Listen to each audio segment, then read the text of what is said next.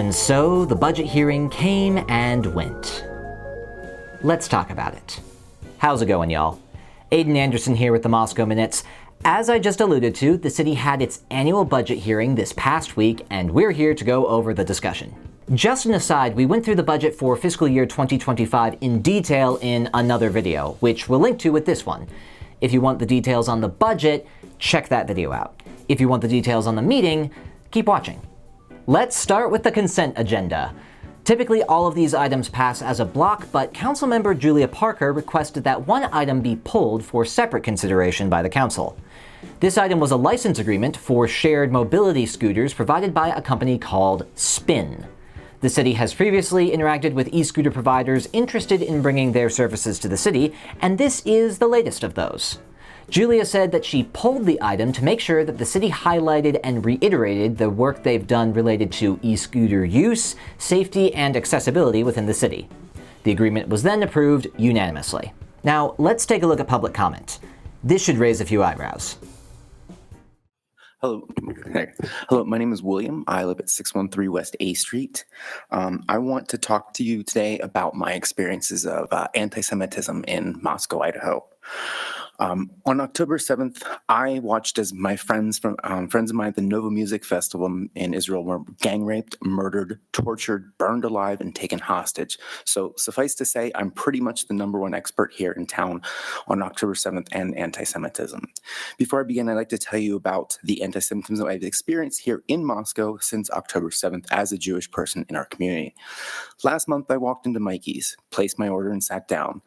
I turned around only to see a poster accusing Jews and Israelis of blood libel. As any Jew would, I was a little upset with this, so I went to the counter and asked for a refund. As I was waiting for a refund, I told the employees behind the counter how disgusting the poster was and began telling a story of one of our friends who was forced to hide in the bushes at the Nova Music Festival. While hiding, he was forced to watch a woman getting her breast cut off as she was being gang raped. The Hamas terrorists and everyday Palestinians that crossed that border fence that day were kicking her breast across the dirt like soccer balls and giggling like school children. The terrorists raping her at the time eventually got bored, shot her in the back of the head, and finished raping her corpse. I didn't even get halfway through this story before the employees behind the counter started smirking and laughing. I received my refund, walked outside, saw my friends and saw my friend and her family having lunch in the patio. I stopped for a moment. We were having a lovely chat until one of the employees came out and asked my friend what was bothering her. My friend said, no, we're friends. It's okay, dude. And in a polite tone, I told him polite, knock it off, buddy. Then he yelled at me, well, at least I'm not a genocidal baby killer. Let's see. I gave a speech at the University of Idaho earlier this summer council because some of the uneducated students wanted the University of Idaho to decouple their sister university partnership with Haifa University. Not a single one of those students had any idea that Haifa University has a 40% Palestinian enrollment, nor did they have any idea that that partnership created a pipeline for those Palestinian students to come here. Not a single one had a Jewish friend or had ever met a Jewish person or an Israeli. All they knew, just like the rest of Moscow's citizens, was anti-Semitic propaganda that has been fed through them through TikTok. They all believed that Israelis and Jews were bloodthirsty monsters that got off on killing Palestinian children. The following is a list of comments that I've received in public and social media from people in and around our community. Sorry, but the Jews will be equated with whoever they behave like. They ain't called Ashkenazis for no reason. You ain't black, and blacks don't indiscriminately kill other ethnic minorities with military hardware. We just wish that you would believe what your own holy books teach and that you would practice it better. They learned their lessons well. This comment was equating Jews to Nazi. It was posted by a famous musician here in town named Alan Chidester. Eat shit, Zion Nazi. What's the difference between the concepts of the chosen people and the master race? Answer, not much. I'm going to skip through this one because that one's really bad. Let's see here. You're coming up on 3 minutes here. Okay. Basically, what I would like is the city of Mercer Island and many and thousands of other towns around the country have adopted the International Holocaust Remembrance Alliance working definition of anti-Semitism. It is a framework that basically says what is anti-Semitic hate speech and what isn't. It also includes, when people say, I don't hate Jews, I hate Nazis. Well, or sorry, I don't hate Jews, I just hate Zionists. Well, Zionism, when you say that, you're saying you hate 80% of the world Jewish population. So that is anti-Semitism, and people don't understand that. But what this IHRA working definition does is it lays all that down. And if any of the city council members would like, I will message you after later today, and I can put you in touch with groups like Stand With Us and other Jewish rights groups around the country that can help you and connect you up with other towns around the country that has adopted this. And it's made it a lot easier. And it's, when towns adopt stuff like this, it makes Jews like myself feel safe to go out in town again. I haven't been out since that incident at Mikey's. It was really bad. I'm a 45-year-old grown man, and I can't remember the last time I cried. And I cried on my walk home from that, and I am just tired. I'm worn out. All the Jews I know across the country are just tired because no one is standing up for us. No one is passing laws that they're not going to harm anyone. It just sets up the groundwork. So thank you very much for your time. I really appreciate it. So thanks, and sorry that happened. And if I might add one last thing, I was one of those people for Bird that they had contract and hired.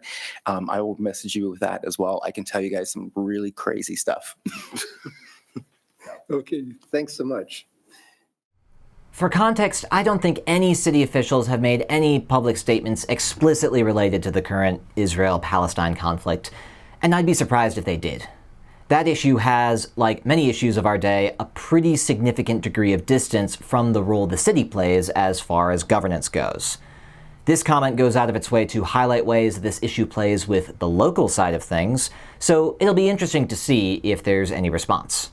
Moving on, Tina Hilding, Vice Chair of the Sustainable Environment Commission, gave a report on the Commission's past year of activities, highlighting the Commission's continued work with the city's Climate Action Plan and the urgent need to take action on climate issues based on the recent heat waves and fires in the area. Next, Megan Cherry presented on the now selected artist and design for the new mural planned for the city building on the corner of Jackson and A Street. Boise-based artist Jay Razgorshek was one of 3 artists selected by the project's committee, and his design for the mural, which focused on local native flora and fauna, received a number of favorable comments from citizens on city pages and social media. The council in turn unanimously approved the planned mural artist and design. Alright, we've officially made it to the budget part of the video. Stop, hang on. We already did something for the last video. Let's keep it more low-key in this video. Bill Belknap delivered the city's summary of the proposed budget for fiscal year 2025. The official final total for the budget this coming year is $133,145,026. The city intends to take the statutory allowed 3% inflationary tax increase, an additional 1% foregone tax recovery, as well as 90% of new construction and annexations, which are $103,925 and $3,128, respectively. According to the Latah County Assessor's Office, the assessed taxable valuation within the city increased by 7.8% this year, which resulted in a reduction in the city's levy rate from $3.58 to $3.52 per $1,000 in taxable valuation.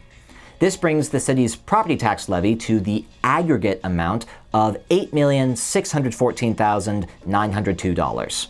Overall, Belknap said that in the past year, the city experienced reduced revenues to the street and general fund due to court decisions, which resulted in the elimination of the streetlight utility fee, among other things. In response, the city eliminated 6 staff positions in fiscal year 2024 and is looking to reduce discretionary expenditures in each city department's budget for fiscal year 2025. The general goals of this year's budget, according to Belknap, were to address staff needs, cover operations costs, and work towards the goal of $1.4 million in accumulated capital. Staff is watching the horizon for the potential for declining revenues in the future, depending on how inflation behaves and how the state acts. Belknap proceeded to go through an outline of the budget itself before turning things over to the council. During the public hearing portion, longtime City Council attendee and Commission member Victoria Seaver praised the Council and staff for the work put into this year's budget and reminded the audience about the difficulty of accounting for how budgets shift year to year, with different expenses being highlighted at different times. No further public input was given, and the mayor closed the hearing. Council deliberation was brief and minimal.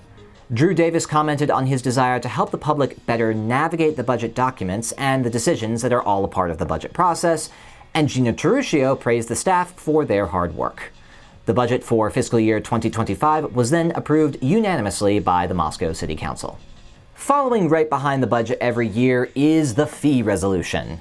This resolution has to do with any fees that the city is charging going into a new fiscal year and has to be voted on separately from the budget. Whenever a fee is increasing by more than 5% going into a new fiscal year, a public hearing has to be held, and that's exactly what happened. Again, Bill Belknap took the stand to present the fee resolution for fiscal year 2025.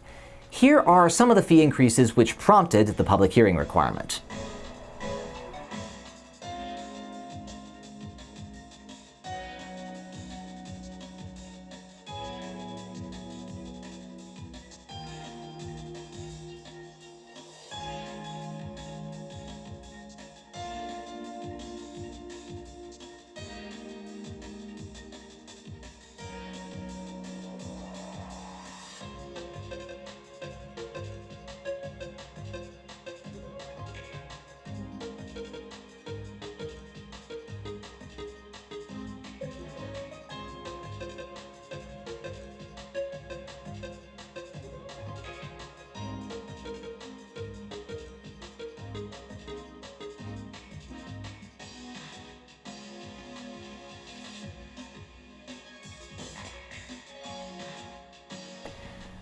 With no public comment, the mayor closed the public hearing, and the City Council quickly and unanimously approved the fee resolution for fiscal year 2025. After a short break, the Council returned for the final item on the night's agenda: proposed amendments to the city's sidewalk cafe standards.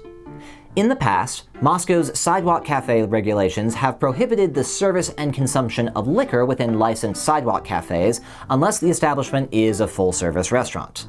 Drinking establishments that are not full-service restaurants are technically allowed to have a sidewalk cafe so long as liquor is not served or consumed within the sidewalk cafe area.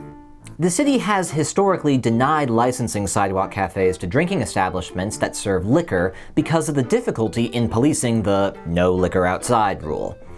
In the city's mind, this has led to disparity and discrimination of sorts when it comes to the allowance of sidewalk cafes downtown. This new ordinance eliminates the full-service restaurant requirement for liquor to be served and consumed at a sidewalk cafe, as well as adding clarifying language related to allowed uses and ordinance violations when it comes to a restaurant applying for a sidewalk cafe. Councilmember Bryce Blankenship expressed his support for the amendment in light of up-and-coming businesses that would benefit from such a change, such as Neat and the Garden Lounge. Julia asked a question related to public intoxication and the ways that restaurants who already have sidewalk cafes address this problem. Gina expressed her initial skepticism upon seeing the amendment, but has since been able to see it as an evening of the playing field for all restaurants. This amendment was then approved unanimously by the Moscow City Council. That's all I have for you this week. Like I've said before, you really should take the time to look at the city budget yourself, because by doing so, you'll find yourself better equipped to understand not just city finances, but also many of the actions that the city takes going into these next few months. As always, we'll have the relevant links posted with this video, and if you have any questions, please reach out. I'm Aiden Anderson with the Moscow Minutes. We'll see you next time.